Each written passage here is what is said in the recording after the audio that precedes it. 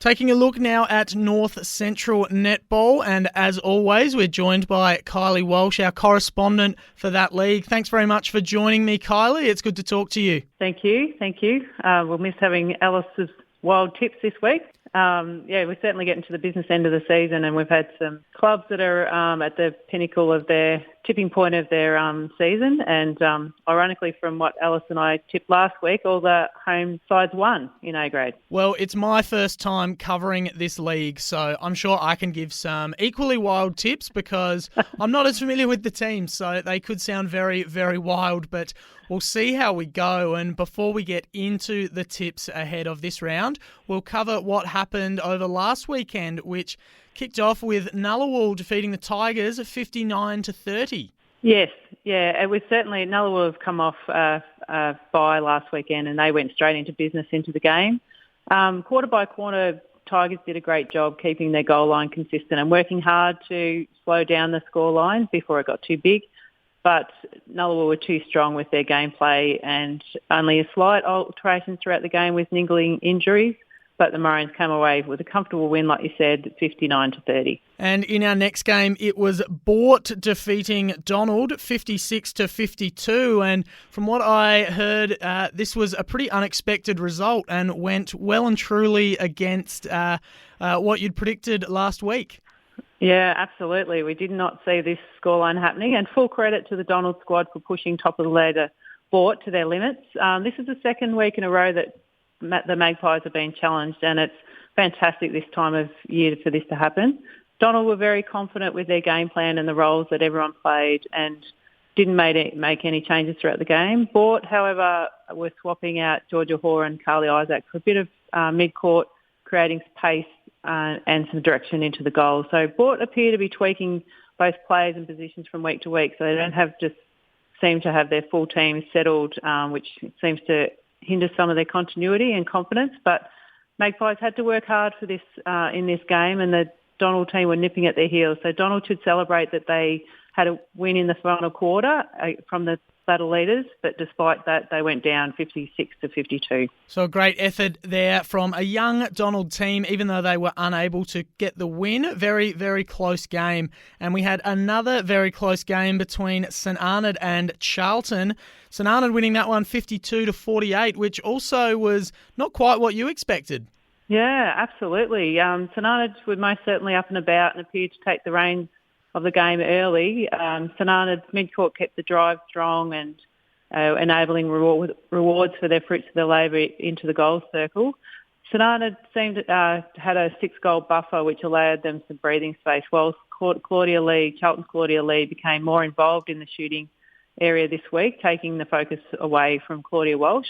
They also had a slight change at halftime, swapping Claudia out to the wing and replacing Lucinda Holmes-Brown into the goals, and that slightly altered things and adding a new challenge for the Saints defenders. But Charlton left their run too late, trying to pull back the deficit of the goals, and St Arnaud managed to hold on with a 4-goal win over Charlton, 52-48. All right, and in our last game of the round, very, very, very close one, as close as it gets.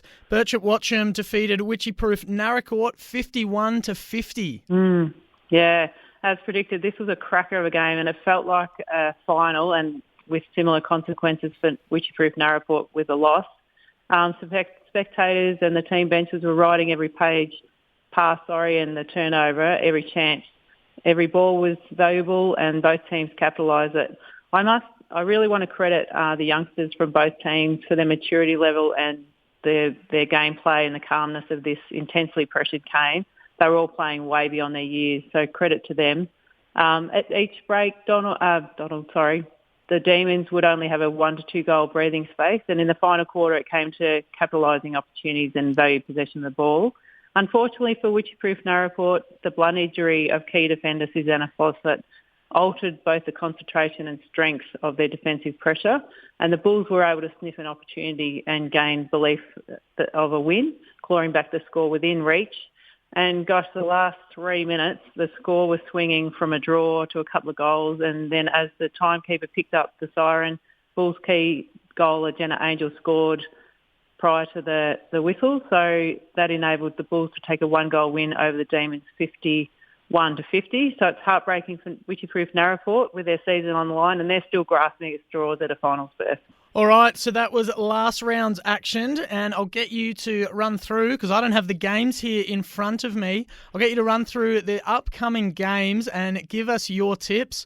I won't share my tips because I'm a good chance to go 0 for 4 if I give you my tips, and I'll save myself that embarrassment. I'll leave it for Ellis when he rejoins us next week. So can you just run us through this weekend's games and who you're predicting to win? Sure thing. So round 14, we have Charlton versus Nullarbor. I feel that Charlton will need to lift their spirits to the past few rounds of losses. However, I still think that Nullarbor will be too strong for Charlton for this round. We also have Wedderburn versus Bort, and this will be a great game and probably the match of the round. Wedderburn are coming off a break and will be nice and fresh after finding their seasonal form over the past few weeks, whereas Bort have been pushed for the last couple of weeks. So I think this is going to be a lot closer than last time they met.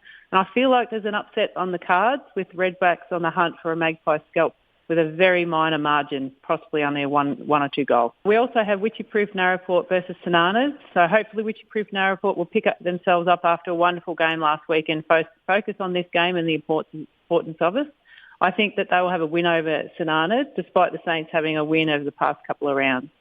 The final game for Saturday is Donald versus Birchip Watcham. Birchip Watcham will need to be on their guard over the Donald team and not be complacent. Donald have tested the top four with possibilities that what they can bring. So the Bulls will need to be on their game for the four quarters in the stadium conditions, but I think they'll have a narrow win over Donald. And we also have Sea Lake Nandali Tigers with a bye. All right, so that's all the action going on this weekend, but there's a little bit more to it than that because it's the TAC round this weekend as well. Yeah, that's right. So the Victorian State Government is coming together with the state sporting communities, banding together to promote road safety in honour of those tragically killed on our roads. This weekend, coaches, players and supporters from more than 1,000 Victorian football, netball and hockey clubs will don a blue armband to show their commitment eliminating death and serious injury on the roads.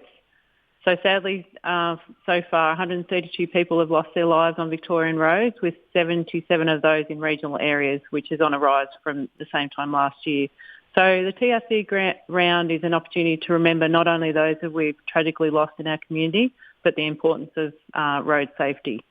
Another important Saturday night, there's a function with Charlton Football, Hockey and Netball Club. They're hosting a very special fundraiser Saturday night after their game against Nullarbor with a Kick Cancer to the Curb auction, along with some members shaving their heads for cash. This event is very dear to our netball fraternity in particular, with our very own Maddie Fitzpatrick facing the battle of her own off the netball court against cancer. Maddie is one of our talented young adults who was beginning to stamp her authority on the senior ranks prior to facing a new battle of her own. Currently, there's a GoFundMe page open, so if anyone would like to donate, they can find the link on the North Central Netball Association page, Charlton Hockey, Football and Netball Facebook page, or they can also contact Charlton Netball Club President Shelley Nelson if they'd like to donate items towards their auction. So the North Central Netball Association fraternity sends all our love, support and positive strength to Maddie and her family. We hope that she will bring her mental and physical strength that she used on court against this new battle she's facing. Well, that's an excellent cause. Some things, of course, are bigger than netball, and really appreciate you sharing that, Kylie, and letting us know all about that. We'll leave it right there for this week, and we look forward to joining you again next week. Thank you. Thanks for having me.